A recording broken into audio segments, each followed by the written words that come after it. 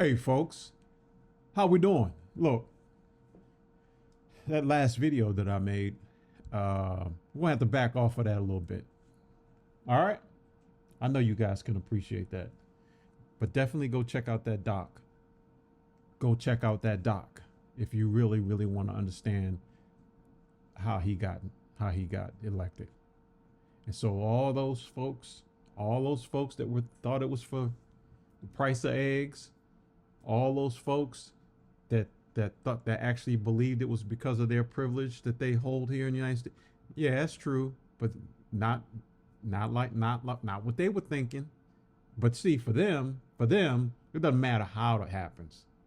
It doesn't matter how it happens. I mean, just look at the past. Look all the way back when they came over here on with those sales. Just so it doesn't matter. Remember the violence. Remember the violence. Remember the folks, the folks that were already here. Remember what they did to them. And then you recall that they went back over and brought people who look like me back over here to do the work for them and make millions and millions and millions and millions of dollars off of them, that now has become billions and billions and billions of dollars for them, which now they're trying to make those billions and billions and billions into trillions. Okay. I had to get that out of the way for a second. But I got something to tell you guys. It has something to do with what he's done right now. This Executive Order 11246, that, I apologize, my air fryer's on. So if I break away, it's going to, yep, I got 6 minutes. So I'm going to keep this one a little short. I got a little story to tell you guys. Back in the day when I was when I finished my schooling over at University of Maryland, Portland over there, College Park, the real University of Maryland. I put in for a job at a chemical plant in Baltimore, downtown Baltimore. It was a union job, and I needed work, and so while the whole time I was at Maryland, I worked two jobs.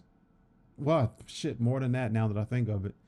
But at that time, I was working two jobs. I was working at Lord Baltimore Hotel as a night manager, the auditor. I would be the front desk manager and do the books all at the same time while I was working. Of course, there wasn't a lot of people in the middle of the night, so I could actually, add up the numbers and all that for the whole hotel. So, and I was getting tired of doing that. And I was a messenger during the day while I was in school. I was a messenger on the days that I wasn't in class. I would be a messenger with my own vehicle and delivered envelopes, mostly legal stuff, legal documents and whatnot throughout the metropolitan area of Baltimore. And, pharmaceuticals for the sick and shut in and whatnot. It was a messenger business, not mine, but who I was working for. But anyway, so I was tired of doing that. I was hustling. Yeah, I was hustling. I was a hustler. And so I put in for this gig, and I didn't get the gig. And a whole year had gone by, and I'm looking to make sure I got time. I'm going to say this really quick, okay? So the Department of Labor got in touch with me out of nowhere, and I didn't know why they were calling it. They announced that they were department legal team of the Department of Labor, and that they asked me that I actually put in a job for this company, and I had to think about it. It had been a year, and I said, oh, yeah. And they said, well, are you still interested in working there? I said, yeah, what's going on? They said, well, we put in a class action suit against that company for discrimination and hiring practices. You and two other folks. So it was a class action suit. My name was on it, and they initiated it. And I said, of course. And they said, well, you take the job. Just be careful when you get in there, because, they didn't want you in there initially, and we had to step in. And they went on to explain how they were doing an audit across all these different, and it was just a random audit that they came across the company. It's not like they were looking for it. It was a random audit, and they came across that company and they saw it sitting there, and they said, well, these guys are the three of us, we were all black, and we all had college degrees, and we all had degrees that were prerequisites for that kind of business, the chemical plant. So anyway, went on work there. Yep, I started having issues, and they told me, you give us a call, you start, and I did.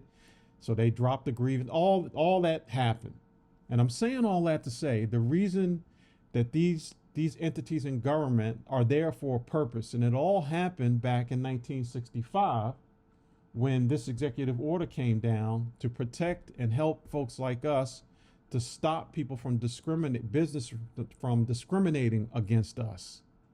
And this guy just took that away.